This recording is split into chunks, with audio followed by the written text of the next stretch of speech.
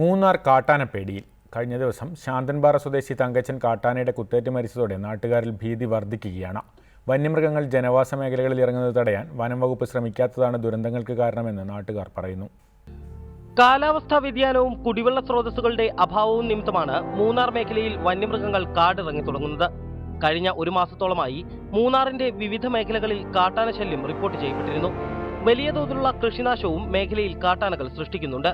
ഇതിനിടയിലാണ് കഴിഞ്ഞ ദിവസം കലിപൂണ്ട കാട്ടാന ഒരാളെ കുത്തിക്കൊന്നത്. ശാന്തൻപാറ സ്വദേശി തങ്കച്ചനാണ് ആനയുടെ കുത്തേറ്റ് മരിച്ചത്. രാത്രി 8 മണിയോടെ വീട്ടിലേക്ക് മടങ്ങുന്നതിനിടെയാണ് തങ്കച്ചനെ കാട്ടാന ആക്രമിച്ചത്. കുത്തേറ്റ് വഴിയിൽ കിടന്ന തങ്കച്ചനെ ഏറെ പണിപ്പെട്ടാണ് നാട്ടുകാർ ആശുപത്രിയിൽ എത്തിച്ചത്. ഈ സംഭവം ഏകദേശം ഒരു 8:30 നടന്ന സംഭവമാണ്. ഇത് കഴിഞ്ഞിട്ട് ഞാനും തൊട്ടടുത്തുള്ള ക്യാൻറ്റീൻ കാരനിൽ കട കൂട്ടി പുറത്തിറങ്ങി ഇയാളെ കൊന്നിട്ട് ഇറങ്ങി വരുന്ന വഴിയാണ്. ഞങ്ങളെയും കണ്ട് ഞങ്ങളെ ഓടിച്ചിട്ട് പിന്നീട് റോഡിലിറങ്ങിയ കാട്ടാന വാഹനങ്ങൾക്ക് നേരെയും ആക്രമണം അഴിച്ചുവിട്ടിരുന്നു. മൂന്നാറിൽ നിന്ന് ഗൂഡാർവിളയിലേക്ക് വരികയായിരുന്ന ജീപ്പുകൾക്ക് നേരെ മരത്തിന്റെ ചില്ലയൊടിച്ചാണ് കാട്ടാന ആക്രമണം നടത്തിയത്. വന്യമൃഗങ്ങളുടെ വിളയാട്ടം രൂക്ഷമായിട്ടും പ്രതിരോധ നടപടികൾ കൈക്കൊള്ളാൻ വനംവകുപ്പ് തയ്യാറാകുന്നില്ലെന്നാണ് നാട്ടുകാരുടെ ആക്ഷേപം. ഫെൻസിംഗ്, കിടങ്ങുകൾ തുടങ്ങിയ പ്രതിരോധ നടപടികൾക്ക് അധികൃതർ തയ്യാറായില്ലെങ്കിൽ ദുരന്തങ്ങൾ ആവർത്തിക്കപ്പെടുമോ എന്ന് നാട്ടുകാർ ഭയക്കുന്നു.